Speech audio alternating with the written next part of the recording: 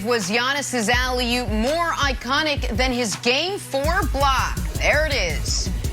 Devin Booker lit it up again. Any chance his Suns can come back and now win the finals? And Suns fans counting up the Benjamins during Giannis's free throws. Good Monday morning, everyone. There it is. Welcome to First Things First. Alongside Nick, Brendan, right Kevin now. Wilds, I'm Jenna Wolf. Could that be Nick right now? Nick, what's he doing there?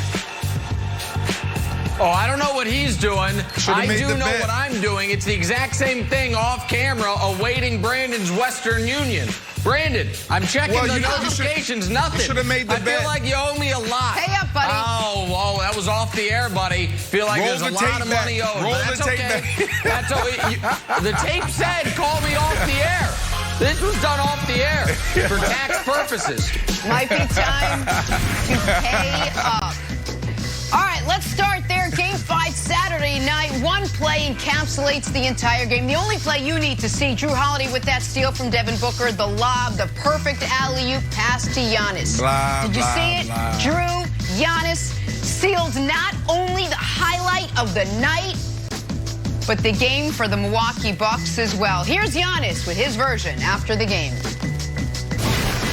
He didn't want to throw me the ball at first, but I was like, throw it, throw it, throw it. And then he threw it, he trusted me, and after the game, I was like, thank you for trusting me, because it could go any way. He could throw it and, make a wrong pass. And that's going to be on him because the point guard, whenever, coach is going to say you're supposed to keep the ball, but he trusted me. He knew that I'm going to finish the play, and that says a lot to me. Any part of you that thought, oh, I might have thrown a little too high on that one? Nah, he's, they don't call him the freak for nothing, so I threw it as high as I could. Drew's like, nah, I threw the perfect play. Here's the play. Nick, what was your biggest takeaway as you watched it unfold from the Bucks steal and alley-oop to win Game 5? Almost too many takeaways to count, but I'll do my best because not only was this final play and sequence iconic, dare I say it was almost Shakespearean when you consider everything that went into it. Start with who gets the ball stolen from him. If Devin Booker just pulls up, takes a little 17-footer, gives the Suns the lead, they're in control of the series, Booker had back-to-back 40-point games, and this becomes not the Giannis series, but instead the Devin Booker series. But the basketball gods knew it is not yet his moment. And so instead of having the highest of highs, he gets the lowest of lows. And then there's the Drew Holiday part of it.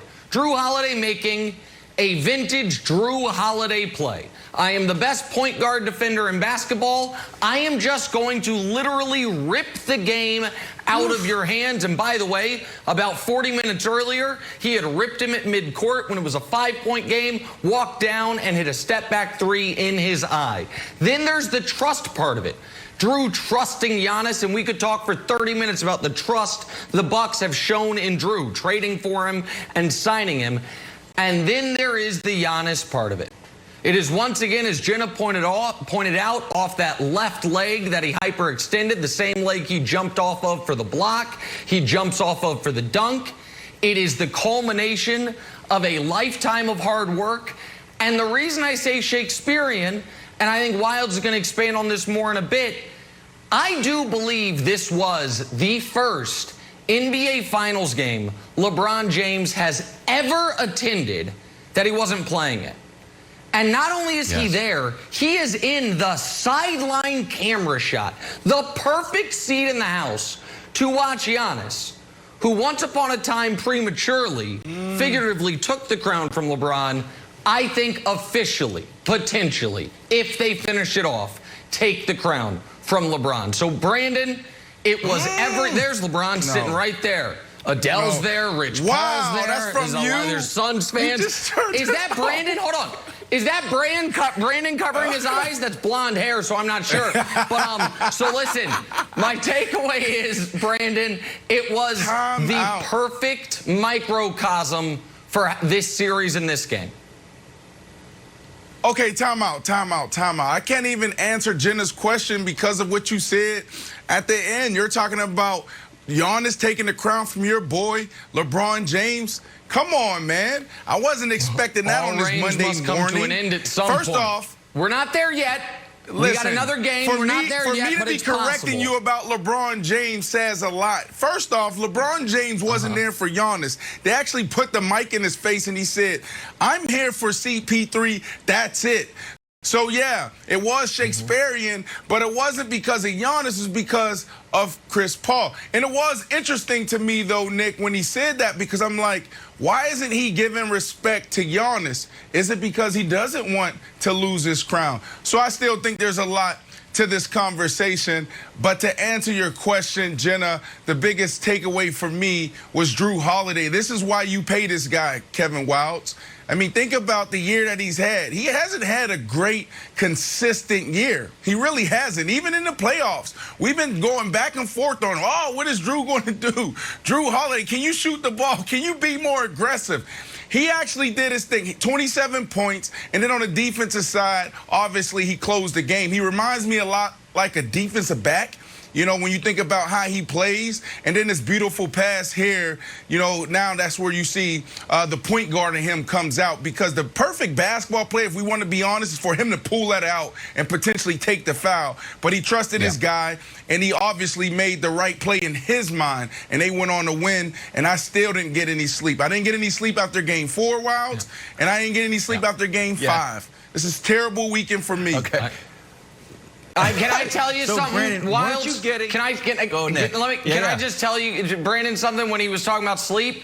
It's so funny because I didn't get much sleep either, but it's because every time I was falling asleep, I would wake up to "it's over, it's over," and I was like, "Oh yeah, it is."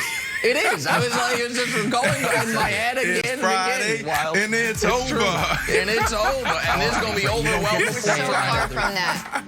No, you can't do it now. Go ahead, Wild. Go Wildes. Nick, I did pick up coronation tremors, coronation vibes. And you referenced Giannis putting the crown on his head. And when we saw that, I think it was 2019, basically collectively the NBA world, it's a gutsy move, but probably too early. And also, you don't get to crown yourself. Someone else has to crown you. And I think that's what we're seeing now. Wow. We're seeing him take over the league and be LeBron-esque in this series, dominating on offense, dominating on defense. Here's the picture that Nick referenced, where it almost looks like a presidential campaign when the former president has to swear in the new president. You got Chris Paul there. He's like, oh no, my banana boat friend there, he's on the wrong end of this. And I know you might say like, it's too early.